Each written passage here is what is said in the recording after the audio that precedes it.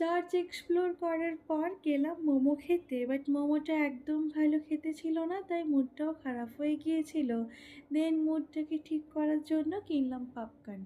Popcorn খেতে খেতে চলে গেলাম বাদশা। বাদশা হচ্ছে এই শহরটার সবথেকে ভালো একটা পেস্ট্রি শপ, যেখানে অনেক অপশানস থাকে, ইভেন কোয়ালিটিও খুব ভালো, বাট একটু কস্টলি, তো ওটা ম্যানেজেবল। দেন ওখান থেকে আমরা চুজ করলাম ব্ল্যাক ফরেস্টের পেস্ট্রি দুজন।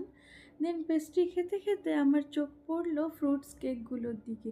ওই যে ছোটোবেলায় যেরকম খেতাম না, তেল পেপার দিয়ে মোড়া থাকতো, ফয়েল পেপার দিয়ে বেশ সুন্দর করে প্যাকেজিং করা থাকতো, ওরকম দুটো কেক কিনলাম ঘরের জন্য। বাট টেস্টটা একদম ছোটোবেলার মতো ছিল না, টেস্টটা একটু অন্যরকম, বাট আমি অনেকটাই রিলেট করতে পেরেছি। তো এই ছিল আমাদের ক্রিসমাস জার্নি।